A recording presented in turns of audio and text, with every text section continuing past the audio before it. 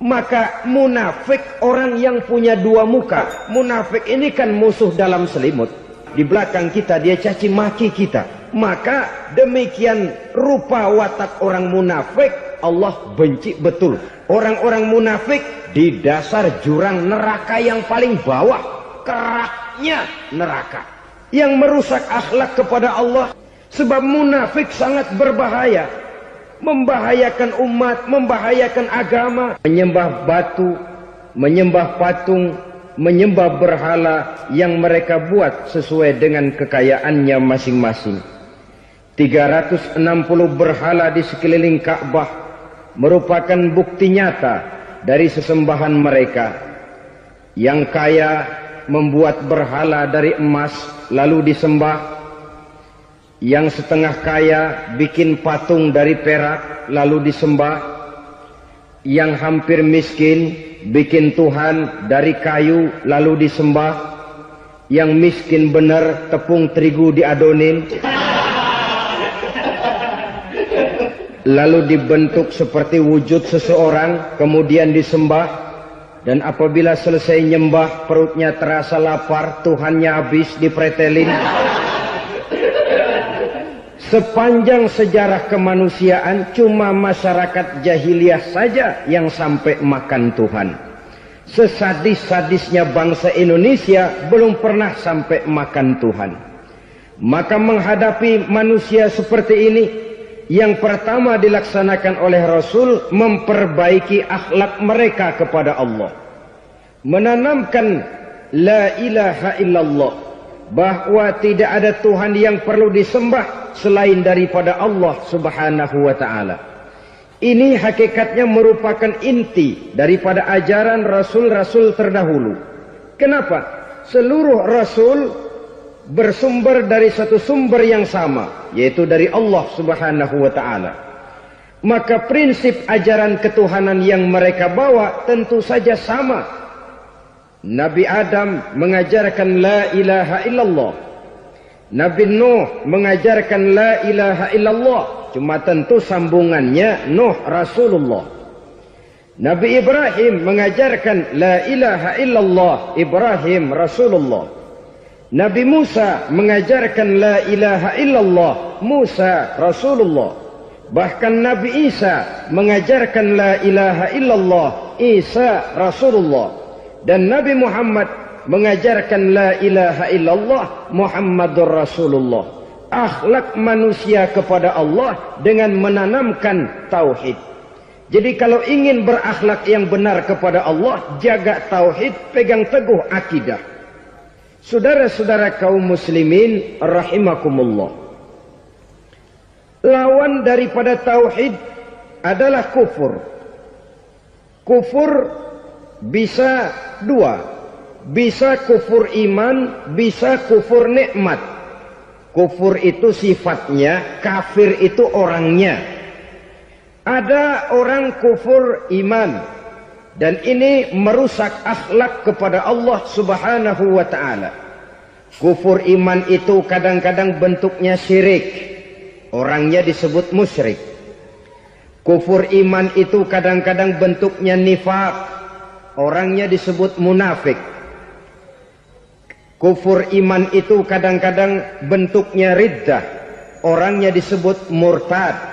Ini merupakan jenis daripada kufur-kufur iman dan tergelincirnya manusia daripada akhlak kepada Allah subhanahu wa ta'ala. Benar, di zaman sekarang kita tidak menyembah berhala. Memang di zaman sekarang kita tidak menyembah patung. Iya, kita tidak berkeyakinan Tuhan lebih dari satu. Tapi kadang-kadang akhlak kita kepada Allah sering lentur dan luntur, sering bergoyang dan tergoncang, sering kena erosi dan polusi. Bahwa kita tidak menyembah Latta, Uzza, Manat dan Hubal seperti masyarakat jahiliyah dahulu, memang. Tapi Latta zaman sekarang, Uzza zaman sekarang, Manat dan Hubal di zaman sekarang, berhala-berhala di abad kita sekarang ini kadang-kadang bernama harta, kadang-kadang bernama wanita, kadang-kadang bernama tahta, mungkin juga bernama Toyota. Sesuatu yang lebih kita agungkan daripada Allah, menjelmalah dia menjadi berhala-berhala di zaman kita sekarang ini. Manakala kita di kantor sudah lebih takut kepada kepala bagian kita daripada kepada Allah, maka Tuhan kita barangkali adalah kepala bagian kita. Manakala kita sudah lebih takut kepada manusia daripada kepada Allah, bergeserlah akhlak kita kepada Allah, mengagungkan manusia dan menomorduakan Allah. Maka di zaman sekarang akhlak kita kepada Allah sering kena erosi, sering kena polusi. Mungkin karena sulitnya lapangan kerja, tingginya tensi ekonomi, persaingan hidup yang makin tajam, sulitnya mencari lapangan kerja, orang kadang-kadang nekat, sedikit pertimbangan, picik pandangan, mudah melakukan potong kompas, sehingga terjadilah perbuatan-perbuatan yang memelencengkan akhlak kita kepada Allah Subhanahu wa ta'ala. Kadang-kadang terjebak mempercayai selain daripada Allah. Kadang-kadang terjebak di dalam mengagungkan yang selain daripada Allah lebih dari yang seharusnya.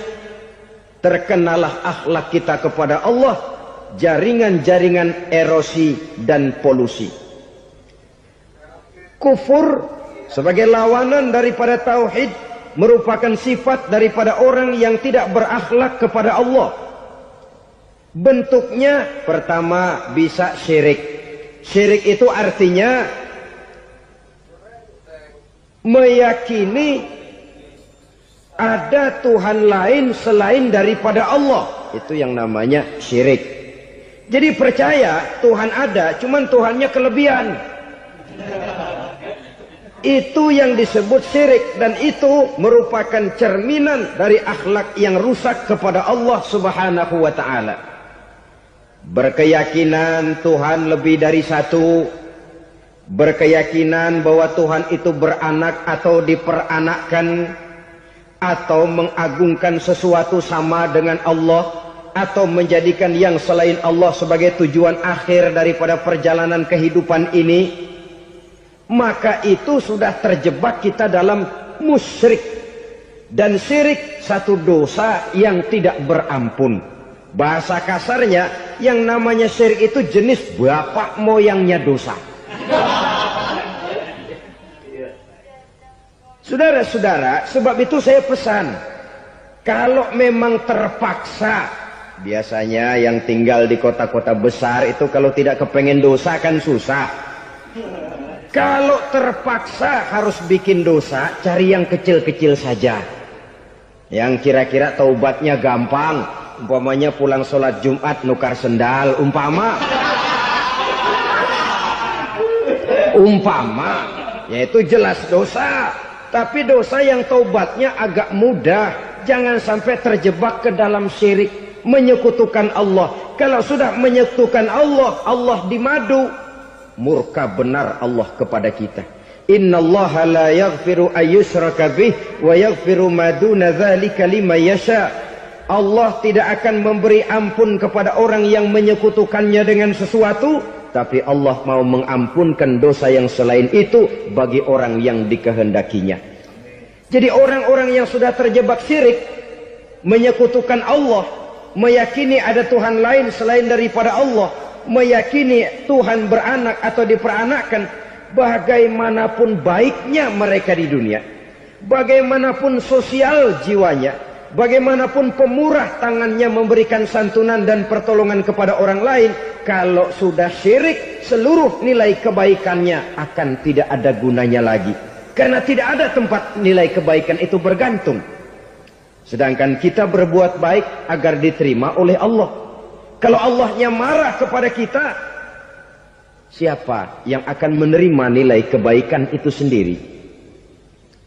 Ini bentuk yang pertama. Yang nyata-nyata menyembah berhala, syirik. Yang nyata-nyata beriktikad Tuhan lebih dari satu, syirik. Atau yang tersamar. Yang tersamar itu yang sering jadi penyakit kita. Saya sejak ada perkutut ini di rumah, perkutut. Saudara-saudara, yang merusak akhlak kepada Allah, yang merusak tauhid setelah syirik, bisa juga berbentuk nifak. Nifak itu sifatnya, orang yang punya sifat nifak disebut munafik. Asal katanya dari nafakun. Nafakun itu satu lubang yang punya dua muka, seperti goa, ada tempat masuk, ada tempat keluar. Maka munafik orang yang punya dua muka. Kalau bahasa kita, pandai bermain minyak di atas air. Manis jika berhadapan, balik belakang lain bicara. Sehingga apa yang dinamakan nifak, kata Imam Ali Al-Jurjani dalam kitab ta'rifatnya, izharul imanu bil lisan wa kitmanul kufri bil qalbi. Menyatakan, menampakkan iman dengan lidahnya, tapi menyembunyikan kekafiran dalam hatinya. Dengan kata lain, lidahnya mah iman, hatinya mah kafir. Padahal hati itu yang dilihat, padahal hati itu yang dinilai. Kenapa lidahnya mengaku iman? Ya mungkin karena kepepet, mungkin karena kepentingan, mungkin karena ingin mencari kelemahan orang, lalu dia pura-pura beriman. Tapi sesungguhnya hatinya kufur. Ini merupakan penyakit munafik. Dan terus terang, menghadapi orang munafik jauh lebih berat daripada menghadapi orang kafir. Kenapa? Munafik ini kan musuh dalam selimut. Mau dibilang musuh nyata-nyata, apalagi di zaman Rasul ya, ketika periode Madinah, berat sekali menghadapi orang munafik. Mau dibilang kafir, kalau ketemu assalamualaikumnya medok juga. Mau dibilang mukmin, di belakang ngegerundel, nyari-nyari penyakit, nyari-nyari lantaran, mencari-cari gara-gara. Kalau kafir jelas kafirnya, kalau musyrik jelas musyriknya. Tapi munafik, di depan kita dia mengaku beriman, di belakang kita dia caci maki kita. Maka demikian rupa watak orang munafik Allah benci betul. Sampai dalam Quran orang munafik itu divonis innal munafikin fid darkil asfal minan nar. Orang-orang munafik di dasar jurang neraka yang paling bawah, keraknya neraka. Saudara-saudara kaum muslimin rahimakumullah. Sebab munafik sangat berbahaya. Membahayakan umat, membahayakan agama. Di depan kita mereka ngaku pura-pura beriman. Kalau pidato luar biasa, memuji agama setinggi langit, menampakkan seolah-olah dia orang yang dekat dengan agama. Saudara-saudara, agama penting, agama mutlak. Tapi yang ngomong begitu agamanya apa? Remeng-remeng. Cuma sekedar lipstick, cuma sekedar dekorasi, cuma sekedar kamuflase buat ngibuli orang lain. Dia mengaku beragama, mengatakan agama mutlak, menganggap agama penting, seolah-olah memperhatikan benar tentang tatanan kehidupan beragama, tapi sebenarnya di hatinya tidak lebih berkecamuk penyakit-penyakit kufur. Maka sifat munafik ini termasuk menodai tauhid. Artinya merusak akhlak kita kepada Allah Subhanahu wa ta'ala. Sifat yang ketiga yang juga merusak akhlak kita kepada Allah dinamakan riddah. Riddah itu sifatnya, orang yang punya sifat riddah disebut murtad. Murtad keluar dari Islam. Keluar dari Islam tentu tadinya di dalam Islam.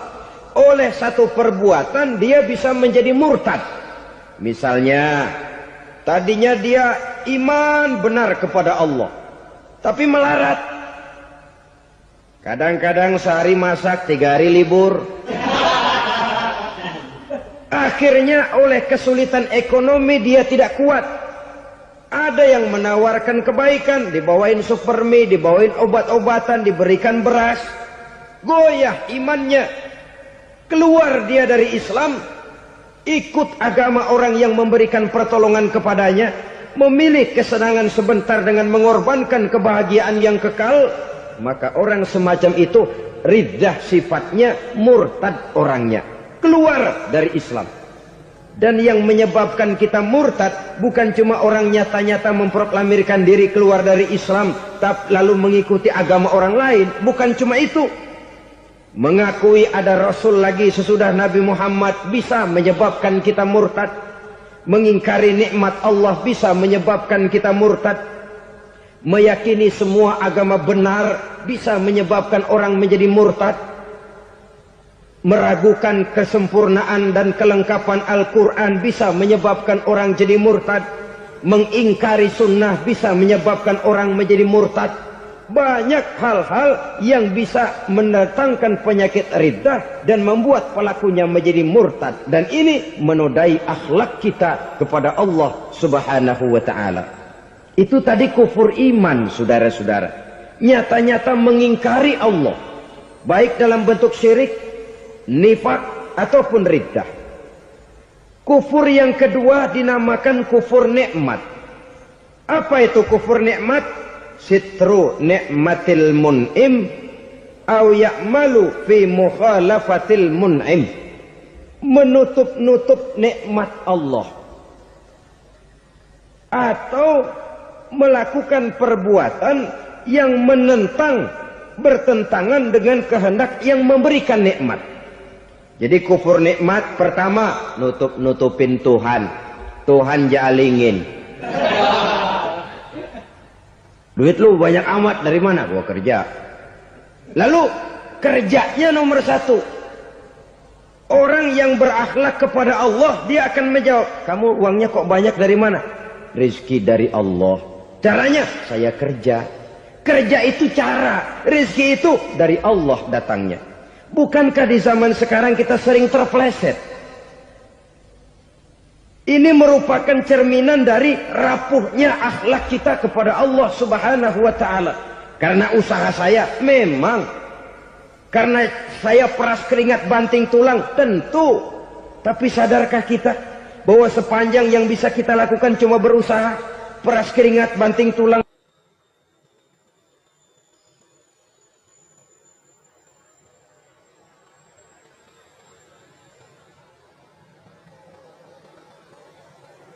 Soal rizki, soal jodoh, soal maut, kitakah yang mengatur? Kitakah yang menentukan? Subhanallah. Manusia sungguh tidak berdaya menghadapi tiga hal paling pokok ini. Rezeki, kita cuma bekerja. Kitakah yang menentukan? Tidak. Kita berusaha saja, rezeki belum pasti dapat. Apalagi kalau kita tidak berusaha. Jangan terjebak dalam fatalisme. Belum perang udah nyerah. Emang dasar rezeki datangnya dari Tuhan, gak usah kerja, dan ntar juga kalau dia datang. Dari mana datangnya? Kerja saja belum tentu dapat rezeki, apalagi kalau tidak kerja. Yang jelas usaha perlu kepastian, itu urusan Allah. Ini akhlak kepada Allah Subhanahu wa ta'ala. Jodoh juga begitu. Kita berusaha, kita berupaya, Allah menghendaki lain jadinya. Maut juga begitu. Siapa sih yang pengen ngadepi maut? Siapa sih yang pengen mati? Siapa sih yang pengen ketemu malaikat Israel? Tidak seorang pun kalau ditanya, kecuali mereka yang putus asa ya. Kalau otaknya masih normal, mau mati mesti belakangan dulu dah dikit. Tapi yang satu itu, saudara, kalau dia sudah datang, tenaga mana yang bisa menolak? Kalau dia sudah berkunjung, kekuatan mana yang bisa menghindar? Kalau dia sudah ingin bertemu, kemana kita bisa melarikan diri? Manusia sepanjang yang dia lakukan hanya berusaha, tapi kepastian, ketentuan dari Allah Subhanahu wa ta'ala. Orang yang kufur nikmat, nutupin Allah. Dia merasa rezekinya adalah mutlak peras keringatnya. Seolah-olah Allah nggak punya peranan apa-apa di situ. Oh, ini kan saya bisa rumah begini karena saya kerja keras. Oh, ini mobil saya begini, saya kerja keras. Peras keringat, banting tulang, keras.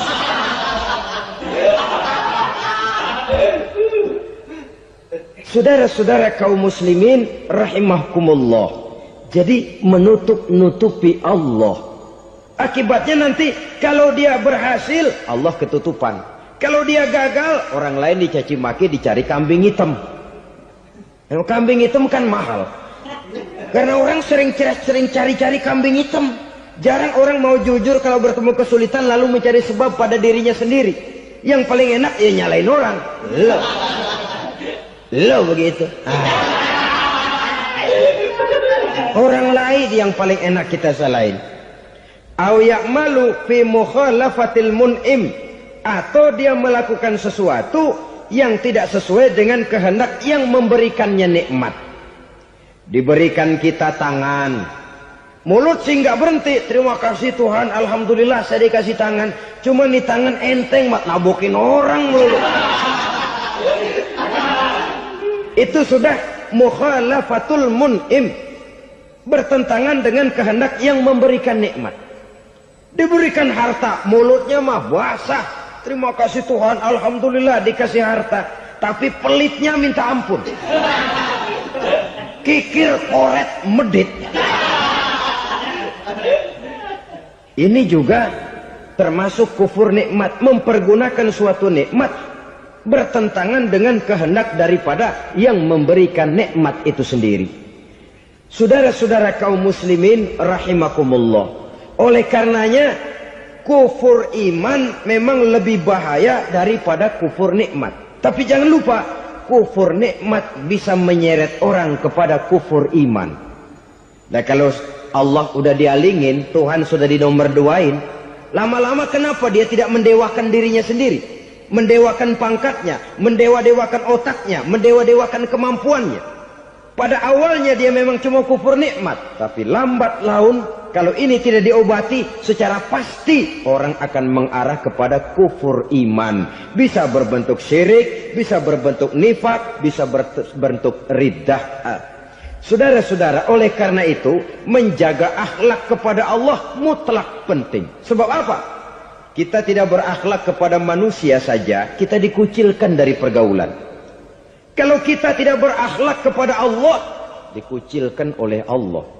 Hadis qudsi menyatakan, man lam yashkur ala na'ma'i wa lam yasbir ala bala'i falyakhruj min tahtis sama'i falyatlub rabban siwaya. Kata Allah, siapa orang yang tidak mau bersyukur terhadap nikmat yang aku berikan kepadanya dan tidak mau sabar terhadap ujian yang aku berikan kepadanya, falyakhruj min tahtis sama'i, persilahkan saja keluar dari kolong langitku, waliyatlub rabban siwaya, tolong cari Tuhan lain selain daripada aku. Murka Allah, diusir, cuman gak kedengeran aja.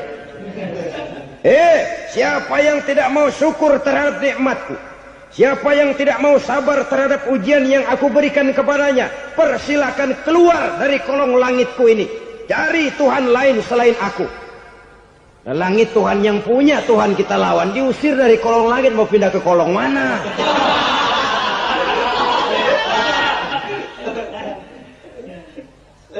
Jadi jangan merasa kufur nikmat kan enteng. Iya, kelihatannya begitu, tidak sebahaya kufur iman. Tapi kufur nikmat ini merupakan anak tangga yang kalau kita sudah mulai naik, kita akan naik terus sampai kepada tingkat di mana kita mengalami kufur iman. Kalau sudah ke sana, maka akhlak kita kepada Allah terkenalah erosi, terkena polusi, hancur akhlak kepada Allah. Dan itulah sumber kesengsaraan abadi. Kalau cuma kita tidak berakhlak kepada manusia, barangkali resikonya cuma kehidupan di dunia ini. Mungkin juga ada kehidupan akhirat. Tapi kalau sudah tidak berakhlak kepada Allah, dunia akhirat kita rugi dan celaka. Maka pada kesempatan ini saya mengajak, marilah jaga baik-baik akhlak kita kepada Allah. Satu kali kita bertauhid, sampai mati kita bertauhid. Satu kali la ilaha illallah, jangan tergelincir lagi kita keluar daripada kalimat itu. Satu kali kita bertuhankan Allah, jangan bertuhan yang lain selain daripada Allah. Jangan sekutukan Allah, jangan samakan Allah dengan sesuatu, jangan mengangkat yang lain sama agungnya dengan Allah. Sebab dengan demikian kita seolah-olah sudah mengotori akhlak kita kepada Allah Subhanahu wa taala. Saudara hadirin yang saya hormati, jadi oleh karenanya akhlak kita kepada Allah merupakan basis daripada kehidupan beragama. Kalau itu sudah mulai rapuh, mulai terkena erosi dan polusi, mulai rusak, dikhawatirkan nanti nilai ibadah kita kepada Allah juga akan turut ambruk karenanya.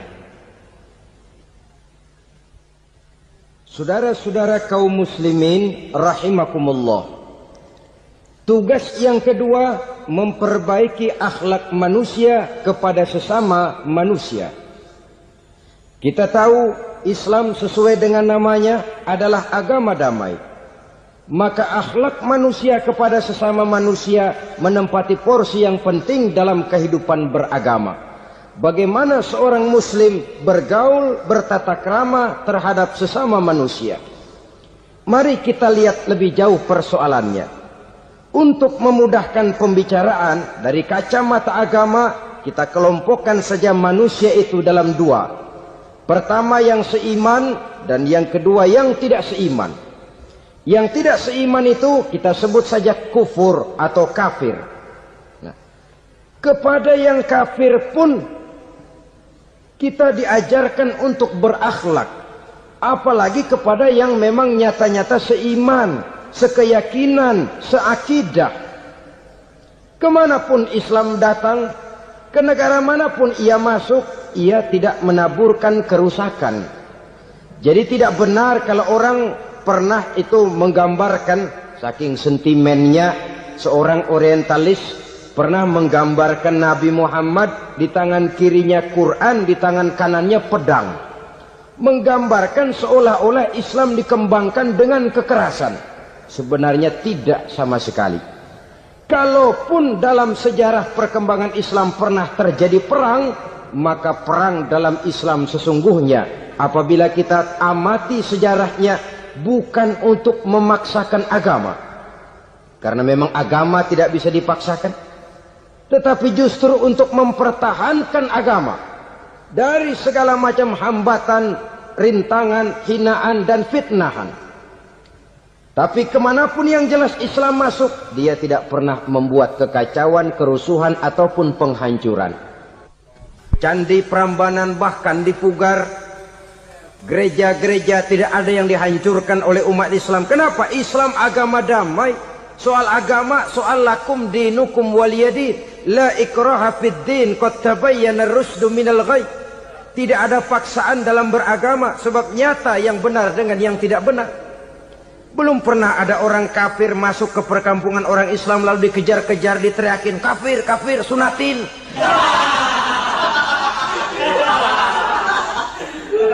Belum pernah. Kenapa? Islam menghormati orang lain agama. Nah, yang kafir ini macam-macam, saudara. Ada kafir harbi. Nah, ini kafir kerok. Ini kafir yang nyata-nyata memproklamirkan permusuhan kepada umat Islam. Nyata-nyata mengganggu ketenangan umat Islam. Kafir yang seperti ini yang boleh diperangi. Misalnya kita mau sembahyang Jumat dijagain, nggak boleh sembahyang Jumat, getok palanya. Kafir harbi artinya tantangan perang datang dari mereka, bukan kita yang mulai, mereka yang buka front. Prinsipnya umat Islam tidak boleh mencari-cari musuh, tapi pun tidak boleh lari kalau ketemu musuh. Musuh jangan dicari, ketemu jangan lari. Karena itu kesan seolah-olah umat Islam ini teroris, umat Islam ini destroyer, umat Islam ini sering menimbulkan keonaran, kerusakan. Sungguh satu fitnahan yang sangat keji. Umat Islam adalah umat yang cinta damai. Islam di masa perkembangannya masuki Eropa melalui Selat Gibraltar, Jabal Tariq, memasuki Spanyol. Islam tidak pernah meruntuhkan gereja. Islam tidak pernah membunuh orang-orang Nasrani. Bahkan Islam mewariskan peradaban dan kebudayaan yang begitu tinggi nilainya di bidang ilmu pengetahuan. Sampai ketika itu Barat banyak mengkaji, ilmu pengetahuan dari dunia Islam. Buku-buku berbahasa Arab diterjemahkan ke bahasa Yunani, dipelajari oleh para cendekiawan di negeri barat sana. Mereka mengambil manfaat yang banyak dari masuknya Islam ke Eropa. Sementara gereja tetap berdiri dengan megahnya. Kuil-kuil tempat peribadatan tidak satupun yang diusik-usik. Kenapa? Islam agama yang cinta damai. Asal dia tidak diganggu, asal kehormatannya tidak dihinakan. Jadi kafir harbi, kafir yang nyata-nyata nantang perang, ngajak berkelahi. Itu kafir yang nyari penyakit. Kafir harbi ini boleh diperangi dengan catatan mereka yang memang mulai. Yang kedua, kafir zimmi. Kafir zimmi, kafir yang hidup di tengah mayoritas muslim, tapi mereka mau hidup dengan aman, damai, tenang. Mereka wajib dilindungi. Bahkan Nabi pernah memberikan satu jaminan, man azazimmiyan faqad azani. Siapa yang mengganggu orang kafir zimmi sama saja dengan mengganggu saya. Kehormatannya dijaga, harta bendanya dilindungi, anak istrinya pun dilindungi. Dan ini jadi kenyataan. Saudara bisa lihat di negara-negara yang mayoritas penduduknya beragama Islam, orang-orang kafir di luar Islam hidup dengan tenang, aman, damai. Di Saudi Arabia, di luar tanah haram, di luar Mekah dan Madinah, banyak orang-orang kafir mencari nafkah. Mereka tenang, aman, dilindungi undang-undang. Begitu di Mesir, begitu di negara Indonesia yang berdasarkan Pancasila ini. Kehidupan beragama menimbulkan gairah, rukun, tenang, aman, damai, sepanjang tidak saling ganggu, tidak saling usik, menghargai orang yang sudah beragama, tidak menjadikan penganut suatu agama sebagai sasaran dari dakwah agama lainnya. Saudara-saudara kaum muslimin rahimakumullah. Jadi memang oleh Al-Quran kita dianjurkan asidda alal kuffar ruhama bainahum. Tegas kepada orang kafir, kasih sayang kepada sesama muslim. Tapi tegas bukanlah berarti marah-marahan, bukan berarti musuh-musuhan, bukan ngajaki perang. Tegas dalam arti punya garis tentang kehidupan beragama, lakum dinukum waliyadin. Soal kehidupan sosial, mari kerjasama. Bangun jalan, ayo rame-rame. Siskamling, mari bebarengan. Bikin puskesmas, mari sama-sama. Tapi kalau sudah soal agama, itu tidak perlu ada toleransi agama. Yang perlu toleransi antar umat beragama. Kalau umatnya mau kerjasama silakan, tapi tidak menyangkut soal ibadah. Jangan kerjasama di bidang ibadah. Itu kerjasama yang salah pasang, saudara-saudara. Sehingga dengan demikian toleransi adalah menyangkut kehidupan antar umat beragama. Sedangkan agama sendiri punya coupling yang nyata.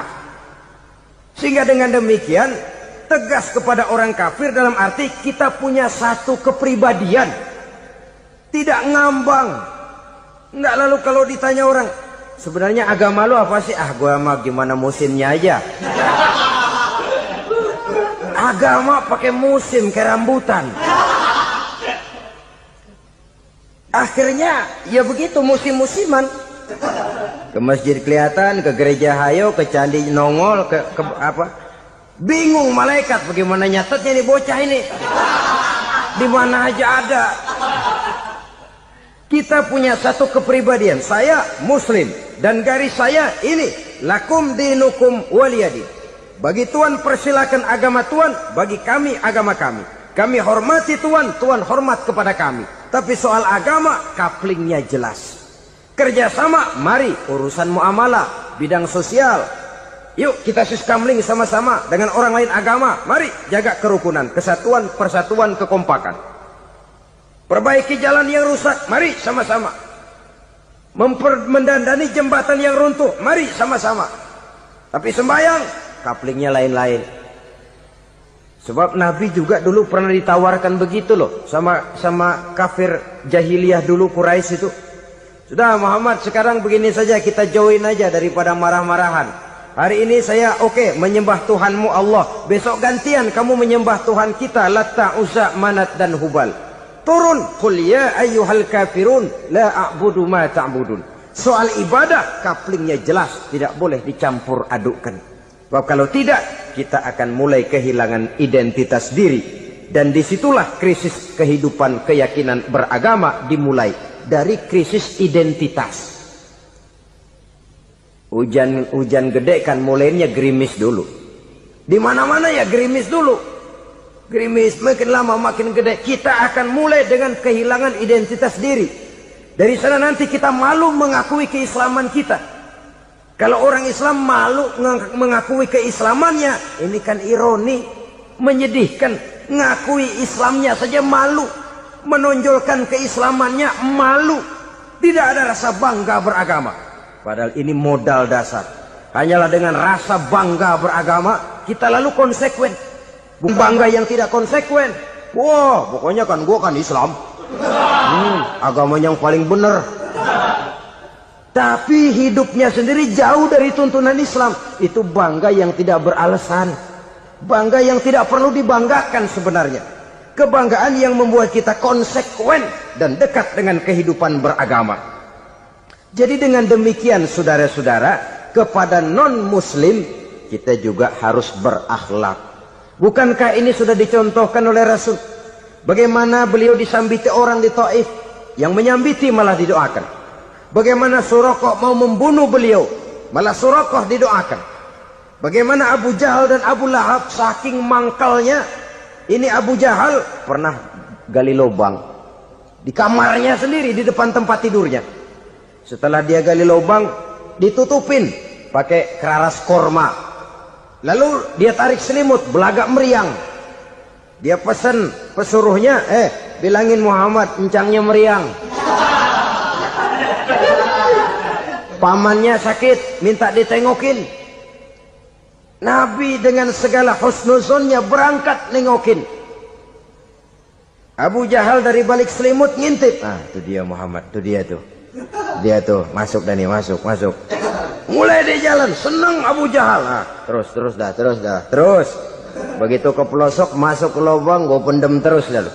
Memang niatnya mau mencelakakan Nabi. Sudah tinggal beberapa langkah lagi Nabi akan berjalan ke arah lubang itu. Malaikat Jibril ngasih tahu, Muhammad, Abu Jahal pamanmu cuma pura-pura sakit. Di depan tempat tidur itu ada lubang sudah dia gali untuk menjerumuskan kamu. Sudah, balik pulang. Balik badan Nabi. Sudah hampir mau melangkah, kakinya malah muter pulang. Abu Jahal yang ngelihat Nabi sudah hampir jatuh nggak jadi, balik pulang. Lupa kalau lagi sakit. Udah Muhammad buruan sini. Ke pintu dia kejar. Dia lupa sama lubang yang dia gali. Begitu dia kejar, dia yang ke pelosok masuk ke dalamnya. Sejak saat itu ada pepatah, man hafara hufratan waqa'a fiha. Siapa yang suka nggali lubang, dia sendiri bakal terpelosok ke dalamnya. Jatuh dia ke lubang yang dia gali.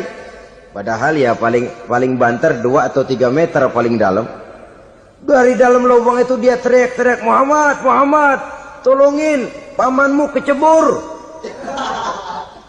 Kasih tahu Muhammad, kasih tahu, datang lagi lah pesuruhnya. Muhammad, pamanmu Abu Jahal kecebur, minta tolong diangkatin. Sudah diulur tambang, habis sambung lagi, nggak bisa sampai. Masa iya, cuma kamu yang bisa nolong. Apa yang dilakukan Nabi? Balik mau nolongin. Akhlak. Kita kalau ada orang gali lubang buat nyeburin kita, dia sendiri yang kecebur. Gorok gua kagak lemin loh. Mati sekalian dah. Nabi mah enggak, balik nolongin tuh Abu Jahal. Kenapa paman kecebur? Iya Muhammad, tolong, tambang udah diulur-ulur, sambung-sambung nggak sampai. Aduh kasihan paman, nih pegang tangan saya. Nabi cuma ulurin tangan, nyampe dipegang oleh Abu Jahal. Diangkat ke atas. Nyampe atas, apa kata Abu Jahal? Tambang bergulung-gulung nggak nyampe, kamu cuma pakai tangan doang kok bisa Muhammad, hebat banget sihirmu. Mukjizat dia bilang sihir, udah ditolongin nyelak lagi, kan yang enak kita injak palanya.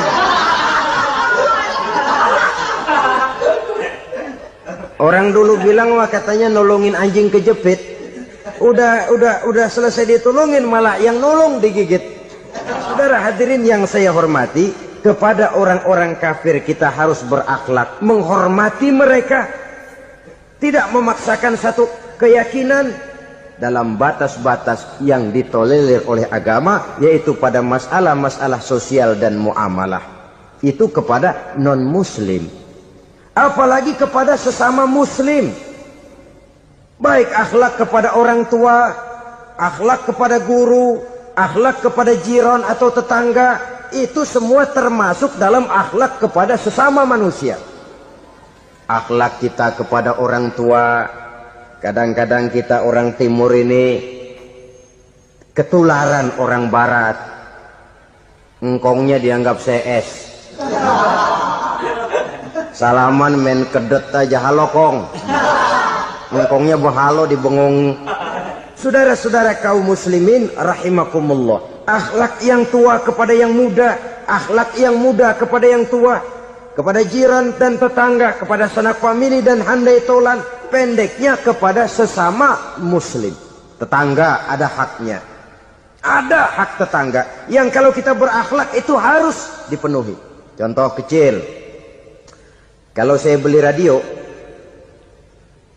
itu saya dong boleh berpikir, ini radio saya beli pakai uang saya setel di rumah saya, sekeras-kerasnya ada apa sama orang lain? Radio gua, yang beli gua pakai duit gua, gue setel di rumah gue, ada urusan apa sama orang lain? Itu kalau ketika itulah lalu kebebasan saya nyetel radio dibatasi oleh kebebasan tetangga saya yang mau tidur. Ini sudah akhlak namanya. Umpamanya lagi ada Nabi ajarkan, iza tobakhta maraqatan fa'akthir ma'aha wa ta'ahad jiranaka. Kalau kamu masak sayur, banyakin kuahnya, bagiin tetangga kamu. Bukan bagiannya itu yang jadi soal, tapi akhlak kepada tetangga. Udah tahu tetangganya kelaparan, diseksa, goreng ikan asin, se-RW baunya ngayap, kembang kempis orang nungguin. Saudara hadirin ma'asyiral muslimin rahimakumullah.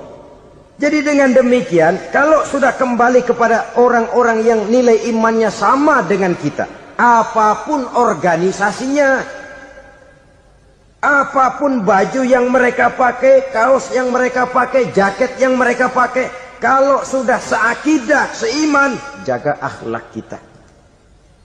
Pendapat boleh berbeda, kaos boleh tidak sama, jaket boleh beraneka warna, bendera boleh beragam-ragam, tapi ukhuwah Islamiyah ini utamakan. Adalah lebih baik mencari persamaan dalam kehidupan dan bukan memperbesar perbedaan. Hanyalah dengan mengembangkan nilai-nilai akhlak semacam ini, toleransi tidak hanya diperlukan kepada yang non-muslim, kepada sesama muslim pun toleransi. Artinya apa? Jangan memponis amalan orang lain. Yang usoli, yang tidak usoli, berjalanlah menurut keyakinannya masing-masing. Jangan lalu memponis, itu namanya nggak toleransi. Kamu nggak pakai usoli ya? Enggak. Brengsek. Kamu pakai usoli ya? Iya. Bidah. Lah dua-duanya kagak yang benar. Kalau yang sembahyang kagak benar, bagaimana yang kagak sembahyang? Apa itu yang benar? Toleransi, setuju dengan perbedaan pendapat, jangan memponis amalan orang lain. Karena kita hanya beramal, hak menerima adalah Allah Subhanahu wa ta'ala. Jangan sebentar-bentar mencap, bidah, dolalah, finnar, neraka. Kayaknya neraka kapling orang tuanya kali. Gampang bener masukin orang ke neraka. Kita kadang-kadang bisa toleransi dengan orang luar, tapi kepada sesama muslim toleransi tidak sanggup kita adakan. Mengklaim merasa kita yang benar, orang lain salah semua, itu tidak toleransi namanya. Mentang-mentang jadi ustadz, nih satu-satunya ustadz di sini ya, semuanya mesti ngaji kemari. Kalau nggak ngaji kemari Islamnya kurang tapi bener. Toleransi Saudara-saudara kaum muslimin rahimakumullah, lapang dada menghargai orang yang berbeda pendapat, apalagi kalau perbedaan pendapat itu menyangkut hal-hal yang tidak prinsipil, menyangkut hal-hal yang sekunder dalam kehidupan beragama, menyangkut masalah-masalah yang dalam bahasa fikih disebut soal-soal furu'iyah. Tidak usah menyebabkan kita bersih tegang. Kepala sama hitam pendapat boleh berbeda dan halal. Bahkan Nabi mengatakan, ikhtilafu ummati rahmatun. Perbedaan pendapat di kalangan umatku bahkan menjadi rahmah. Sepanjang perbedaan pendapat itu diiringi dengan rasa toleransi. Tapi kalau sudah main baku hantam, main klaim, memponis orang lain, akhirnya timbullah keretakan. Jangan heran kadang-kadang satu masjid dua kelir. Ya soal kelir boleh kelar-kelir, boleh kelar-kelir. Tapi kalau harus terlalu mencolok menyebabkan timbulnya keretakan, saya kira yang akan turun bukan lagi rahmah tapi bala. Bala akan menimpa kita, jatuh kita menjadi umat yang lemah. Oleh karena di antara kita sendiri, sesama kita tidak pandai bertoleransi, tidak lapang dada. Ada anak muda kelihatannya mau majuan dikit, yang tua curiga. Ya, kalau dia maju pasaran gua bangkrut dong nih. Lalu ditekan tuh anak ditekan melejit. Kadang-kadang yang tua maksudnya baik, mau memelihara, yang muda salah terima. Kan tua kejemur.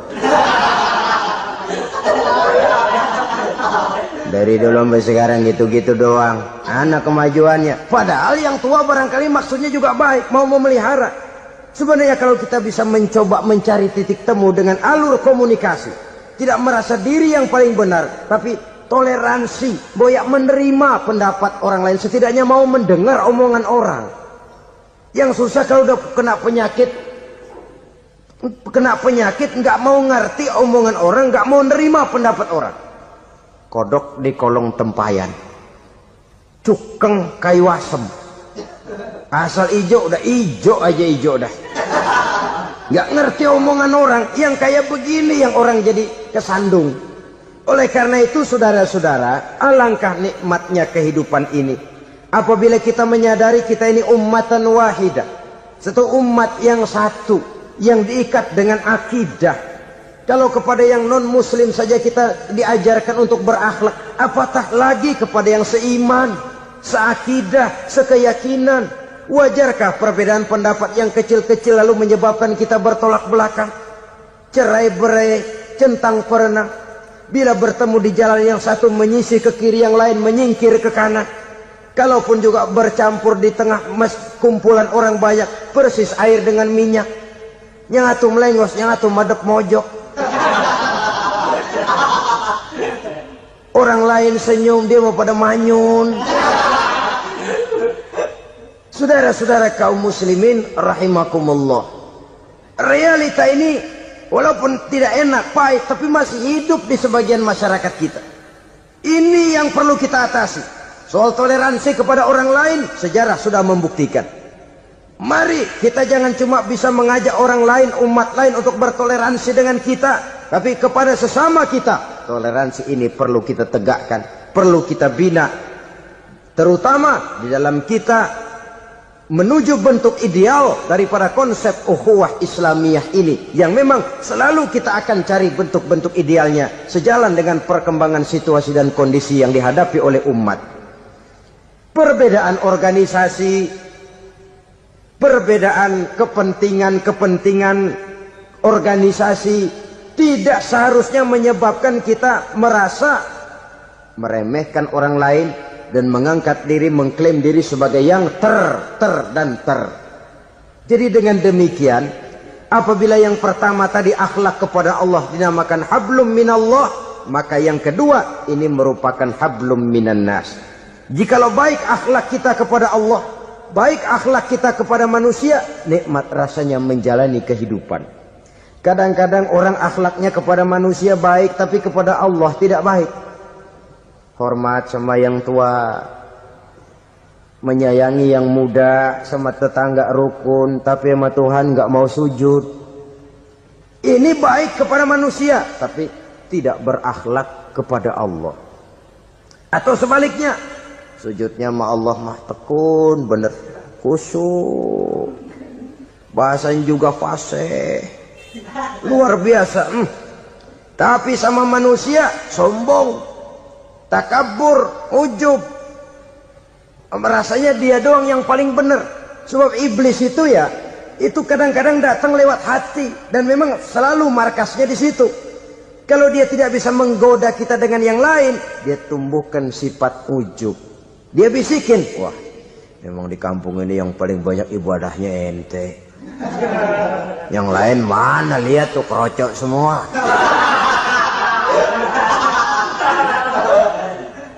Lalu di hati orang itu tertanam sifat iya ya. Nah, tatkala iya ya, dia sudah terkena serangan iblis. Akhirnya apa? Orang lain diremehin.